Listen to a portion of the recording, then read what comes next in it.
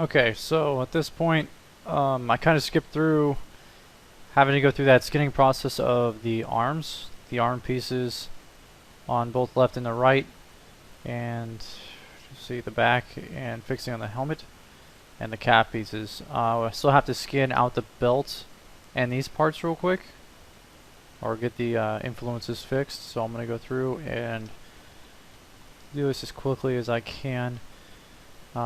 I think the main reason why I'm not able to really go through and show everything without me talking is, one, I'm not a fan of just having dead air when doing this, because it's kind of boring just sitting there watching a silent video just floating. And then I'm getting a real issue with the recorder too, where like I can't get past more than 20 minutes or so with the recording, and then it just crashes and I can't save out what I was doing on the recording. So I'm just gonna go through this as best I can.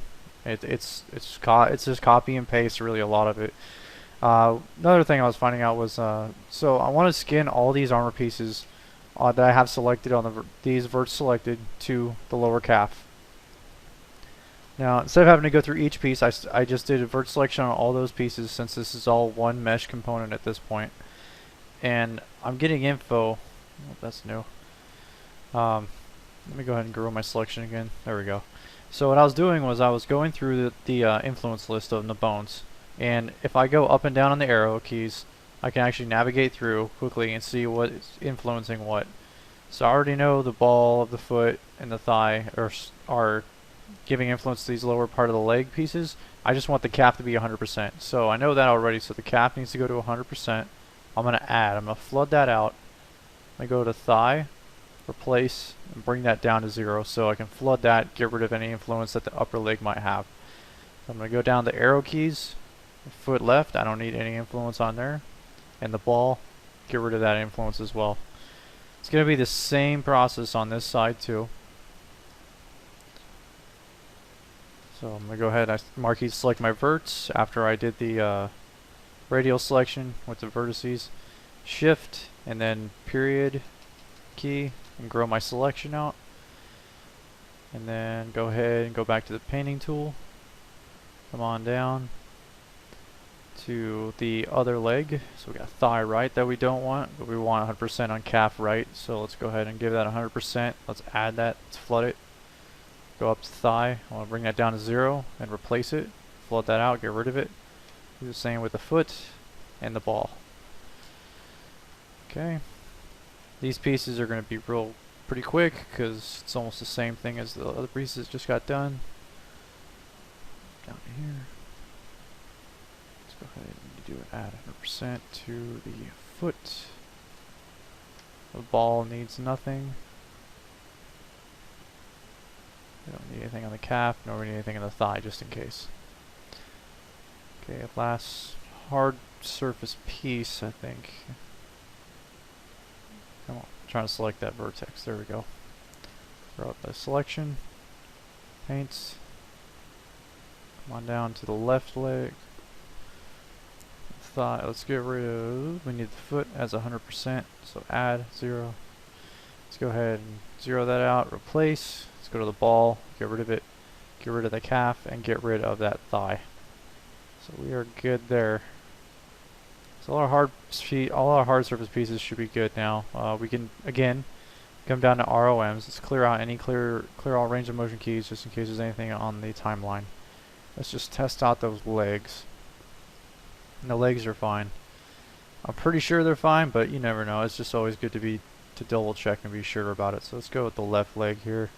I'm gonna select all 4 of these. I'm gonna get rid of the ball because it doesn't matter. Just do a solve as one item, generate. And we can make sure that it flexes backwards and all in every direction correctly. Yeah, it's looking pretty good. Now if I wanted to see the extremes, I could come in and bring this down. I'm going to right click, clear all the range, and bring that list back. I'm going to turn off solve as one item. This frames go way up, but you'll see why. Because now it's doing every bone individually at this point. And I can already see I've got influencing going on the other calf piece. So I gotta go through. I don't think I did that one either, so that could be why. Grab my selection. Let's go ahead and close that. Let's paint. And there's no influence from the pelvis, which is what I want. Let's go down this list and hold that arrow key and just scrub through this list really quickly. Alright, thigh left. I was probably got to do the same thing on the other side too, so I want to replace that. Get rid of that, get rid of the calf, get rid of the foot. Alright. Same thing at the other side. Grow out that selection. Go ahead and rotate around. Probably rotate the other way would have been faster. And let's go down to the other leg. So thigh right, we have a little bit of influencing going on there. So let's place it, place the calf, place the foot. We should be pretty good at this point.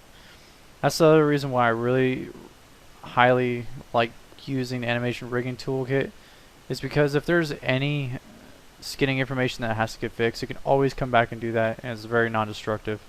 Now I know for these inner pieces here, it was meant to be like a secondary vest in the inside, but when I baked it out, it baked out like crap. But I'm going to have this be somewhat of a soft surface piece in a way. But once we start seeing the actual body underneath moving around, we'll know for sure. What I want to do is I want to bring back that body too, speaking of it, because I want to see how this belt's going to be getting influenced as it moves around. So let's go ahead and clear our range of motions. Let's go ahead and add some stuff for the spines here. Solve as one item. Let's see how this looks. It's kind of hard to tell because that body doesn't have any skinning information, so let's go back. Select that body, select that pelvis of the skeleton, skin, smooth bind. And now we should be able to see some deformation going on here. Yeah, it looks a little bit better now, so seeing it by itself. Granted, that is the extreme that this guy might go. He is a big unit, so... Okay. Belt's not looking too bad. I don't think the belt needs to move down inwards that much, nor does it need to move up that much in the back, so let's go ahead and start painting some information there. I left it around like, what was it, 80 on the scale here, so I could see what's happening, what I can correct. So I'm going to make sure there's no bones that are influencing this in a very weird way, such as like spine 3 influencing it, which is way up here. It doesn't have anything. Spine 2's got a little bit of influence, but not a whole lot. So if I go into add, I got value up to 1, and I just hold down shift. It has SM for smoothing. You can also manually go down to smoothing here, but I just go to hold down shift, and I'll just start painting over it. Start smoothing it out. Because these these geometry pieces are unique to each other, if I try to mirror the skin weighting information, I just kind of found this out, that the skin weighting information might not transfer over very well. You can try it. I think it's all really just model dependent. So we have this one here. So we're going to fix this belt manually as best as we can. So let's go to skin 2. Let's go to replace and bring that down to, I want to say about 2.25. I'm going to hold down control, and that just kind of inverts it. Oh, sorry. Do not hold down control and just paint over it. Oh. Yeah, it's giving some trouble. So I guess if there's any value on it, it's going to keep adding it. So just replace it down to 0. Hold down control. And alright. Now I'm looking like a hypocrite here. There we go. Replace 0, and then if you have a stylus, you can do this pretty well. I think with the if you have to do it by mouse, I believe you change your opacity. The value on replaces will be 0 or 1, but if you change your opacity, you should still be able to get some control out of it. This is why I stopped using my mouse. Because you can see it looks like it's lagging, but it's just not picking up right now. I had to move my apartment around so this happened. But yeah, you get a little bit of control if you're clicking with it. So I know I don't need that much influence on the secondary, on the bone 2. So let's keep this pretty flat. Now I gotta figure out why it's moving so high up. Bring that back up to 100 because I'm using a stylus to do this. There we go, now it's coming back down. And I believe I might have just crashed. So I'm going to pause the video, and then if I can recover it, I'll come back to this. Okay, so I did have a crash, and I'm going to go ahead and show you how we can get back to where we were.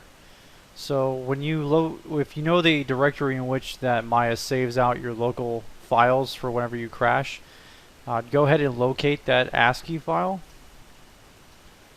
And for me, it was located within my temp directory. So for like my PC, C drive, users, my name, your name, computer name, whatever it is, the app data, local, and temp.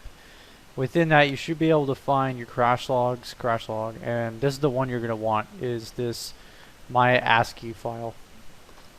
Okay, I'm getting rid of the mouse. So I tried to open it on here, I can't open it. But if I took that ASCII file, just dragged it to my desktop, and then just dragged it right into the scene, your scene should all come back to a good degree. Now you're going to notice that all this is probably changed, your naming conventions, and if we go to the outliner, all of our polygonal objects have now been changed as well. So we're going to need to do some cleaning up. But how do we get back to where we were again for this? Because now everything's back in the Y up degree. Now to fix that, all we got to do is go up to Window, Settings and Preferences. When this window comes up, goes down to your settings and go up to Z for the up axis. Go ahead and save it, and then you should be good at this point to start navigating around. If again it's acting weird for rotational axis, just go ahead and hit Alt Home, and that'll get you right back to the to resetting it again for your view axis. The cool thing is though is that it actually did save out all the animation we last were working on. It also kept our hypershade linked, but we want to get back to working on the actual animation rigging toolkit like we were before. So what we need to do is we can come up to Epic Games again, Character Rig Creator, Animation Rigging Toolkit. It's going to ask you to rebuild one, but let's not do that. I think I just made a mistake just now on this recording. Animation Interface.